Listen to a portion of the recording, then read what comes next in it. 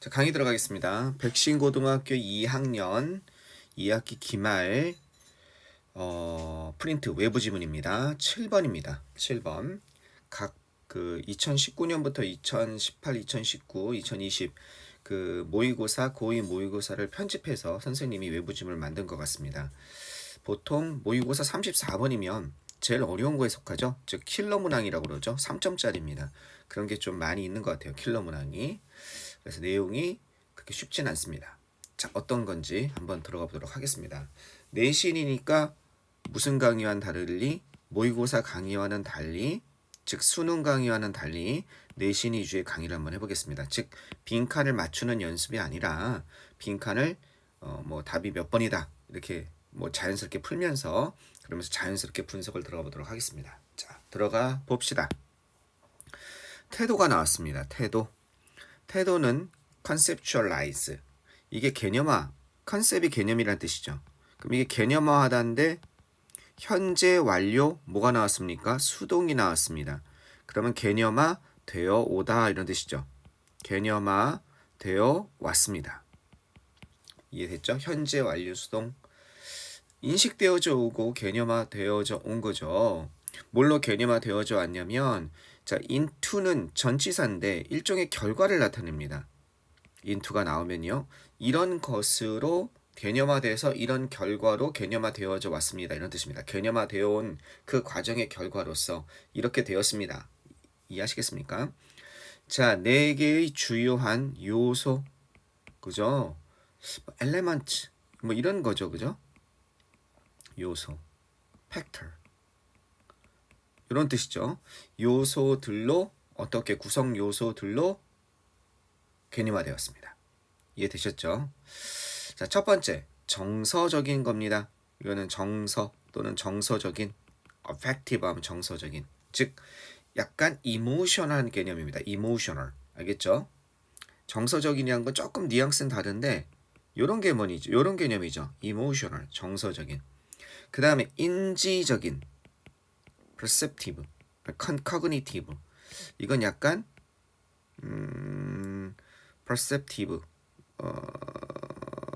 perceptive, 인지적인, perceived 이런 걸로 이게 차라리 나을까요? 인지적인, 알겠죠? perceptive도 되겠다. 자, 그래서 정서적인 요소는 뭐냐면 정서적인 것은 바로 feeling of liking or disliking, 좋아하고 싫어하는 것, 알겠죠? 인지적인 것은 믿음이나 평가입니다.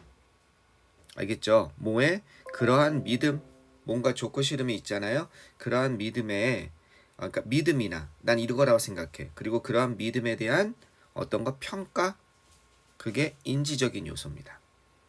됐죠? 그 다음에 또 뭐가 나왔나요? 행동적인 의도. 그 다음에 그걸 바탕으로 행동적인 의도가 나옵니다.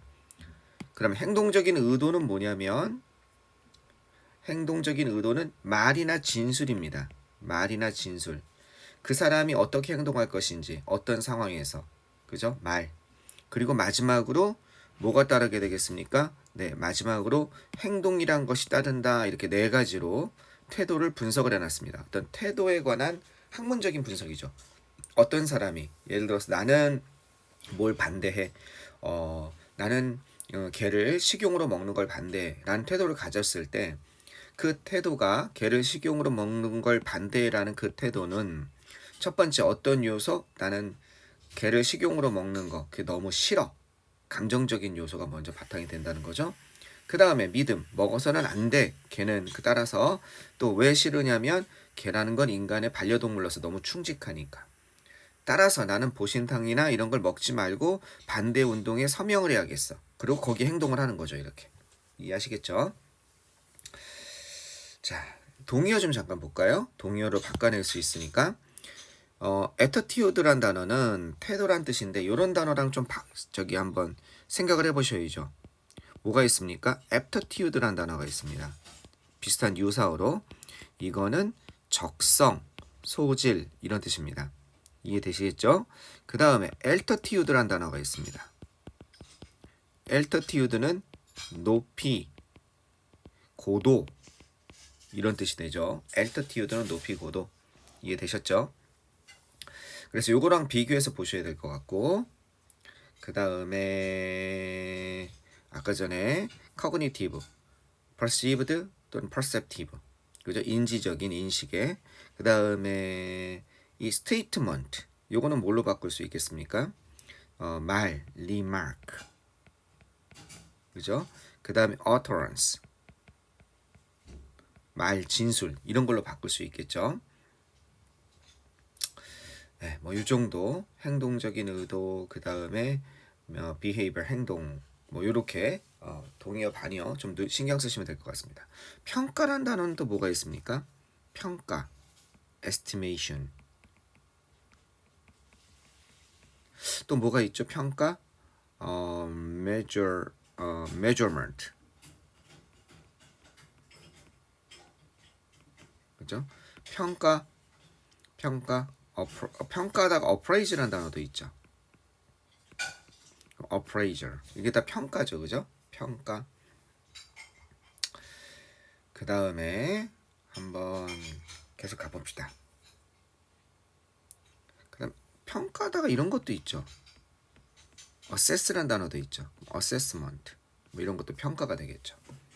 자, 계속 가보시면 그 공공의 태도는 대중의 태도죠. 자, 그 중에 하나 자신의 말을 갖다가 먼저 얘기를 하고 구체적인 사례, 자기가 하고 싶은 구체적인 사례를 풀어나가고 있습니다. 뭐를? 요걸 전제를 한 다음에 태도는 요런 것을 기반 요렇게 구성되어지고 인식되어져 왔습니다.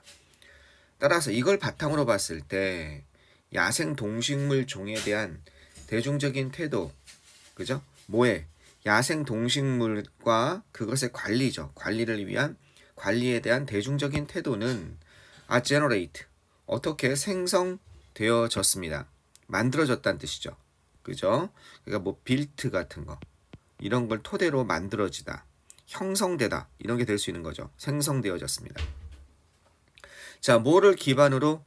이런 것을 기반으로 형성되어졌습니다. 뭘 기반으로? 상호작용이죠. 상호작용을 기반으로 형성되었습니다. 그러한 구성요소는 위에서 말하는 1, 2, 3, 4의 구성요소를 얘기하는 거죠. 요런 구성요소를 상호작용으로 만들어졌다는 겁니다. 보면 볼 수 있다는 거예요. 선생님이 아까 전에 개를 식용으로 하는 거, 그거에 대해서 얘기를 했잖아요. 비슷한 논리를 피고 있네요. 자, 형성할 때, 만들 때, form, 형성하다, 만들다.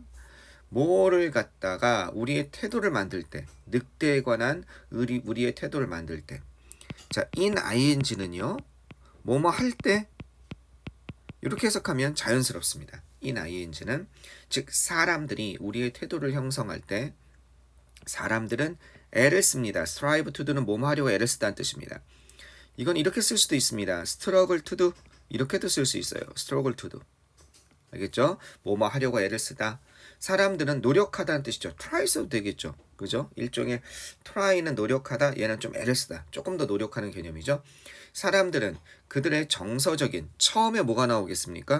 그렇죠. 정서적인 구성요소가 먼저 나오겠죠. 태도의 정서적인 구성요소를 유지하려고 애를 씁니다. 어떻게 유지하려고 애를 씁니까? 이거 조심하시죠이죠. 뭐가 나왔어요? keep 다음에 목적어 다음에 여기 keep이 있죠?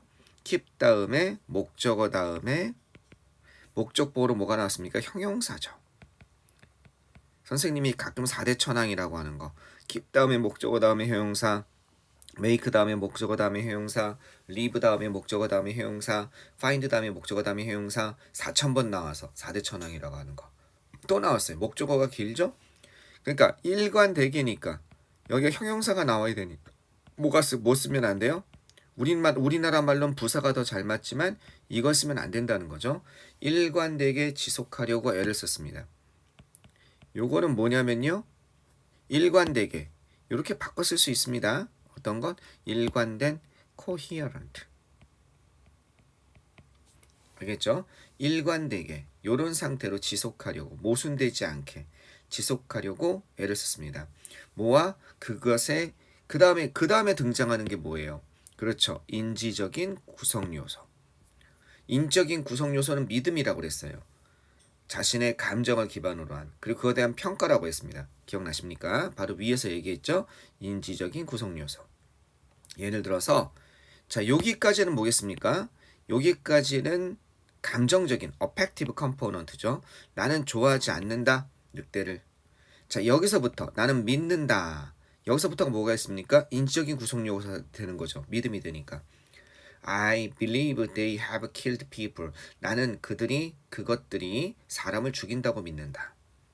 그리고 사람을 죽이는 것은 having killed, 사람들이 죽게 하는 것은 물론 당연히 어떻다? 나쁘다. 그죠? 믿음과 그거에 대한 평가까지 다 이루어지고 있는 거죠. 믿음과 평가까지 다 이루어지고 있는 겁니다. 동명사 주어가 나왔습니다. 사람을 죽이는 것은 당연히 나쁘다. 이렇게. 그 다음 뭘로 가야겠습니까? 행동적인 의도로 가야겠죠. 그러니까 뭐가 나와요?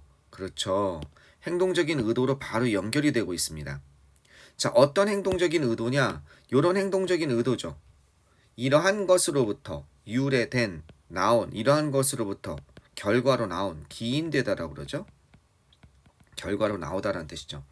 이거는 derive 같은 거 써도 돼요. 파생된, 비롯된, stem 써도 됩니다.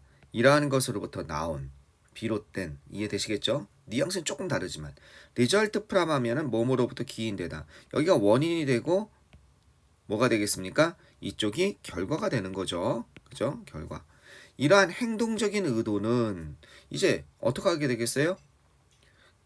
늑대를 없애려고 하겠죠. 지지하게 됩니다. 뭘 지지해요? 늑대 통제 프로그램에 찬성하게 된다는 겁니다.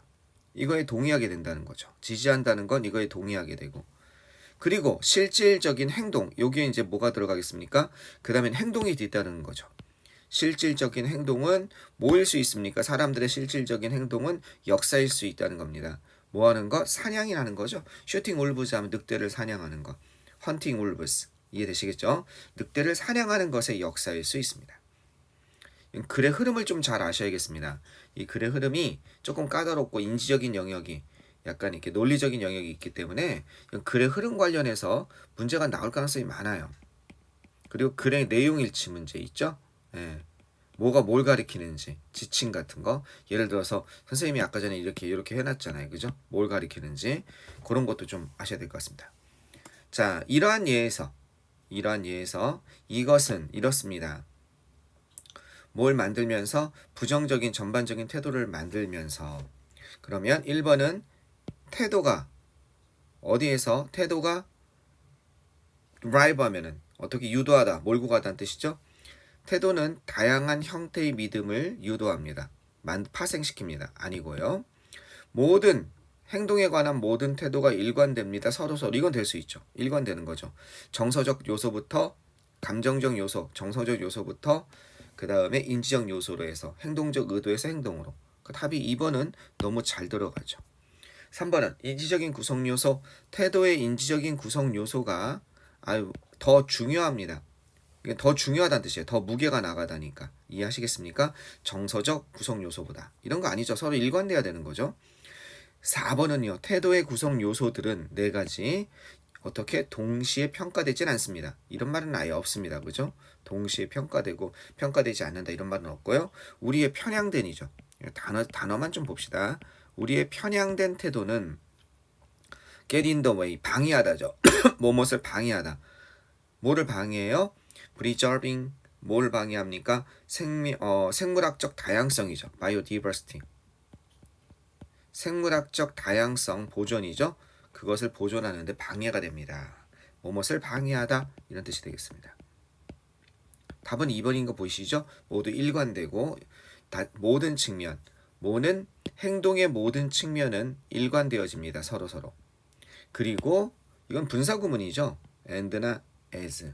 그리고 행동의 모든 측면들은 they로 받아야겠네요. 그것들은 어떻게 되겠습니까? produce가 되는 거죠. 생산합니다. 만들어냅니다. 부정적인 전반적인 태도를 and 접속사 지우고 they랑 all aspects attitude랑 같으니까 지우고 이게 뭐예요? producing이 된 거죠.